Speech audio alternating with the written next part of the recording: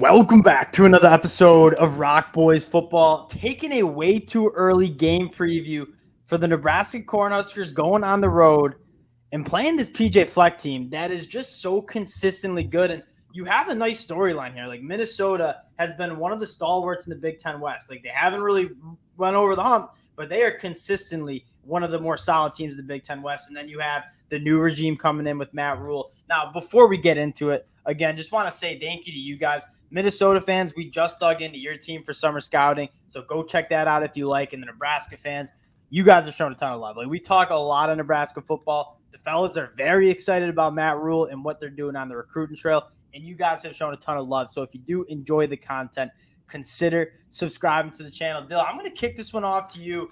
Like overarching opinions on this game before we kind of dig deeper to some of these matchups. I mean, I'm just going to be honest. Like, we talk about drinking the Kool-Aid as Nebraska fans, and I know people are excited. I'm obviously excited. College football is way better when Nebraska's really good, but they are bumping into a team very early in Matt Rhule's tenure that's been really, really good for a long time. And I know people are going to say Tanner Morgan's gone and some of the Mo Ibrahim, some of the guys who are part of that, like those really good offenses that they've had for the past couple of years, they're gone. But I mean, this Minnesota team is what it is. I think Kalakamakis is a really, really good quarterback. I think Alec McManus. We're just going to refer to him as the Greek Rifle. I heard that's what they call him in Minnesota. We're going to stick with the Greek Rifle. That name isn't clicking in my brain, but so on. I think he is not as bad as people think. I thought that Penn State game, he made some bad decisions for sure, led to some turnovers. But I think he's a pretty good athlete, and I think this offense isn't going to miss that much of a beat. I think the culture's in place. I think they're going to be fine. And the defense, you always know, is fine. The Greek Rifle has a higher ceiling. Like Tanner Morgan was what he was. Like he's played in that Minnesota offense for like 10 straight years. He just was what he was. The Greek Rifle brings you a little bit more juice, but he is also not as experienced, right? Tanner Morgan was a seasoned veteran at the quarterback position. I am very interested to see if this Minnesota ground attack continue. They still go after that, and I think they will. Like you lose Mo Ibrahim, you lose all three of your starters on the interior offensive line, headlined by one of the best centers in the country, in John Michael Schmitz. I think you're going to see still a healthy dose of Minnesota wanting to be physical and running the football, and that's coming against a team that, frankly, last year didn't show they could play that style of football. But wait. Got in there and hammered them. And you want to know why? Because Matt Rhule had him play, or Coach Frost, not Matt Rhule. Coach Frost all spring had him playing two-hand touch football. Like they went thud at spring practice. What did Matt Rhule do during spring practice? The quarterbacks were live. Like they were tackling all spring from what I read. And I think you make a good point. Like that Nebraska team in Ireland against Northwestern just came out flat. Like it looked like they weren't ready for a football game. And I think a lot of that had to do with just the lack of physicality that they had during their practices in the spring and in the fall. I would expect this Nebraska team to come out in a much more physical manner.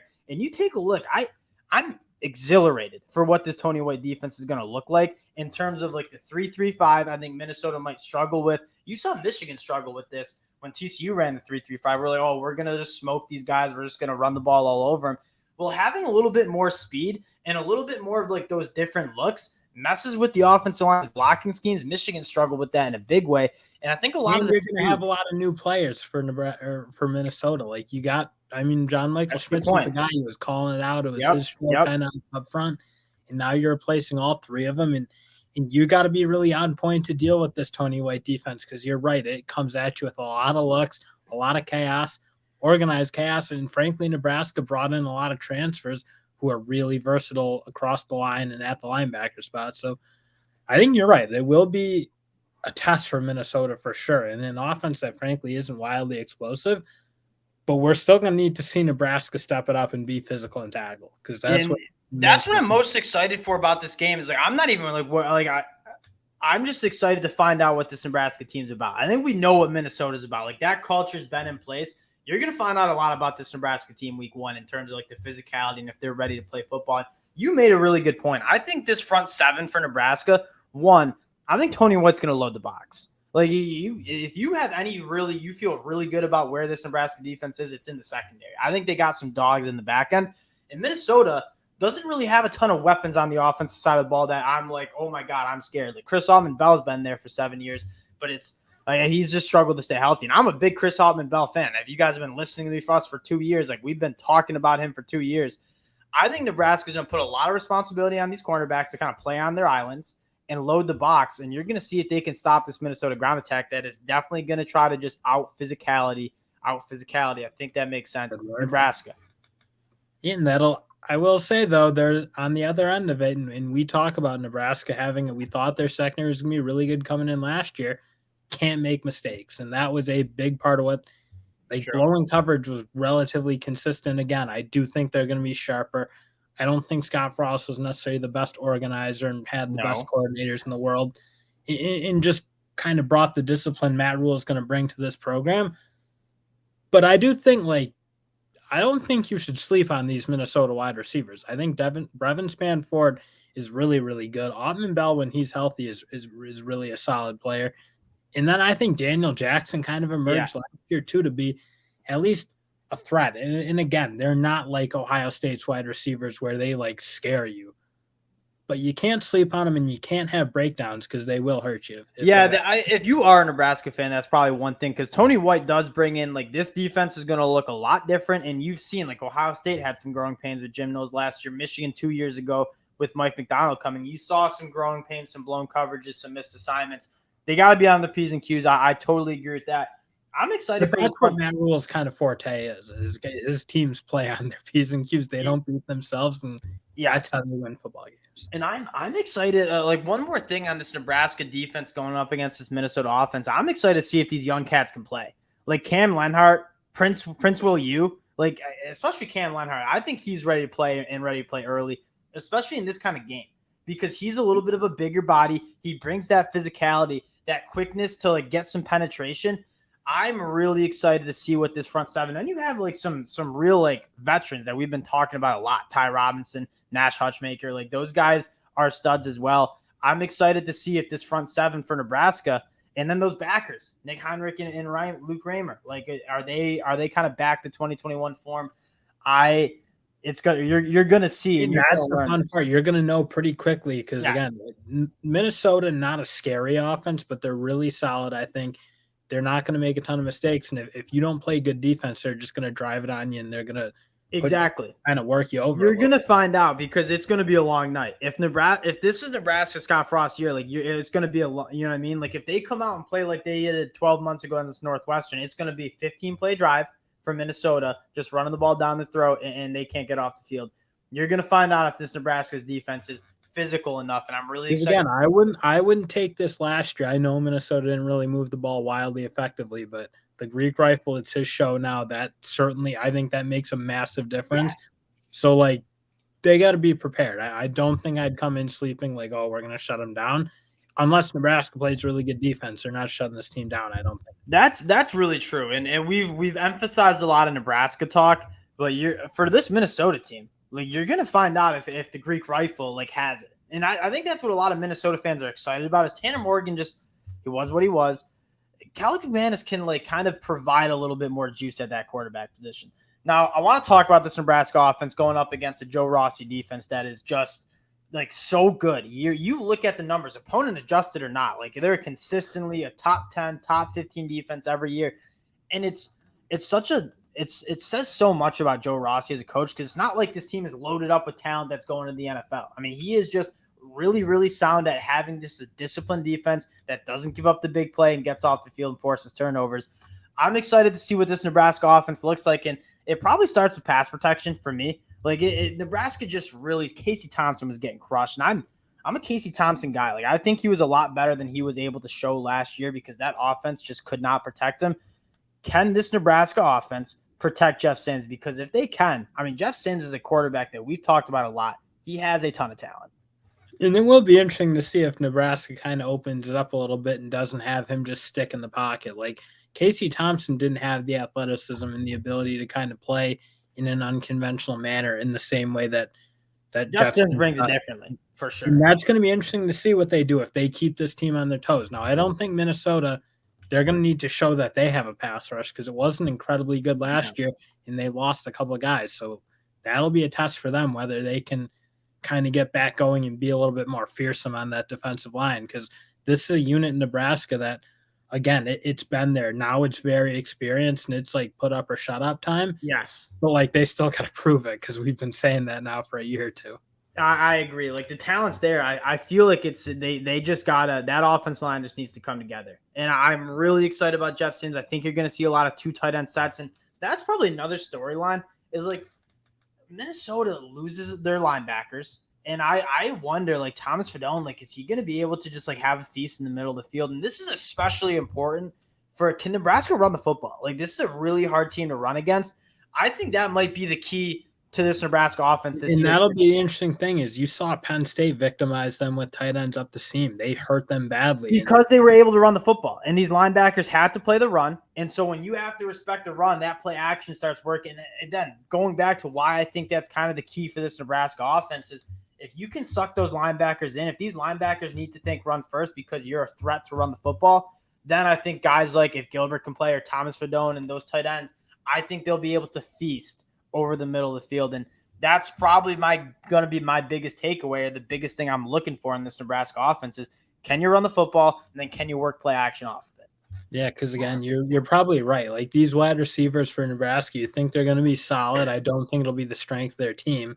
Oh, but Billy Kemp, shout out my boy though. Billy Kemp is good, and I don't want to be like for him to be the number one. That means your wideouts are, in my like, they're not going to be top tier in the Big Ten. They're going to be a solid unit. Billy Kemp is really good at what he's doing. But if this offense is going to be really explosive, it's going to hinge on these tight ends, Fedone, Gilbert, number 49. I'm blanking on his name, but he can really play Berkshire. I think that's going to be what this team's got. These tight ends have to play. Going back to that spring game, first drive for Jeff Sims, he goes play action and rips it to 49 up the seam. Like that's what I envision. Like when this Nebraska team is humming, that's what I kind of envision. I've like etched that into as a Nebraska second tier fan. Like I'm having dreams of that. Like that's how I want. That's what it's got to be. Because again, the wideouts, you might be a year away. I mean, Malachi Coleman's coming, and I think he's going to be really special. One. We'll see if he does get on the field, but I think it's going to be. He'll get on the field. They'll dial something up. We're going to go have you play action, Malachi Coleman. You're going to use that 100 meter speed and just run a deep post, and we're going to hit you on it. And it's going to go for 7. No, yeah, because even to get on that more, it's like it's going to be tough sledding to throw the ball on this secondary because you've got some really good players. I think Justin Wally, one of the best. He's going to be a really good player, and Tyler Newman coming back. So you're not going to be catch them sleeping in the secondary. I think these tight ends are going to need to have a day and expose some, what you said, some young linebackers who haven't played a ton. That actually is a good point. That might be the key. And it's running like Anthony Grant's a stud, but man, if you've seen what Gabe Ervin Jr. looks like, and this is part of me just drinking the Kool-Aid, like absolute workout warrior. This dude is absolutely yoked up. Excited to see this running back room. Now, before we get to like our way too early picks, if you will, I do want to highlight one more thing about Billy Kemp, and I would be mad at myself if I went this whole preview not like highlighting my dog. Nebraska struggled so much in that short and intermediate game. Like I feel like if they were getting production through the air, it was just Trey Palmer on a vertical. And I think Billy Kemp is just going to be able to soften defenses up a little bit more. This is a dude that is one of the best in the league, or in the country, I should say, at working that slot, that short and intermediate route tree. I think that's going to be Jeff Sims' best friend. Like, get the ball out quick, let Billy Kemp work in space. I'm really excited to see how they use Billy Kemp because I do think that he might be the most. And Jeff Sims is awesome. Anthony Grant's great running back. I think Billy Kemp might be one of the kind of the stories of this Nebraska offense. Now, Dill, let's get to the pick. Minnesota 7.5-point favorites, and if you guys are into gambling, like I don't love taking Minnesota to cover over a touchdown because that's a points for them. They're not a wild. Like you look back at last year. Like Nebraska was not a good team last year. They weren't playing with Casey Thompson, and they only won by 7. And you look at those numbers; they threw for 121 yards and an interception, and they could only win by 7. I definitely wouldn't take Minnesota to cover 7.5. I think this is going to be a very close game, and if this Nebraska team, and this is going to be like the story of the season for Nebraska, and it was a story last year. This Nebraska team is arguably more talented than any team in the Big Ten West. If they can play up to their standard and it comes together, like Nebraska is not going to be underdogs in a lot of these games. So, Dill, where are you going with this pick here? I gotta say, I think outright, I'd probably give the edge to Minnesota. That's a shame. It is a shame, and I mean, obviously you want Nebraska to be good. College football is way more fun when Nebraska's good. But I do think there's still, like, I don't know how you change the Scott Frost culture that quickly because it was really, really bad. I have an answer. Matt Rhule, one of the best college football coaches in the country. That's what happens. And you're already seeing it change. I'm going to – hey, Nebraska fans, I'll have them drinking the Kool-Aid by August 31st. I promise you that. I think it's going to be really close. And, again, you're going to find out a lot about both teams. I'll probably lean Nebraska because I do have some question marks about Minnesota losing so much on the offensive line, having a new quarterback, and I am just you don't get row the boat, ski them out. Like it's culture. This it is, and team that comes in, line it up, they play good ball. Part of the most intriguing part is I feel like you're looking at this new Matt Rhule culture versus a PJ Fleck culture that's been in place. Like this has been a solid team with a strong culture for a very long time. This is going to be a fun game that you're going to learn a lot about both teams. The fellas are really excited. We actually canceled our flight. We're supposed to fly out to our fantasy draft Thursday. Canceled it. We're going Friday so we can watch this game. Appreciate you guys for checking us out again. If you do enjoy the content, consider subscribing to the channel, and we'll talk to y'all later.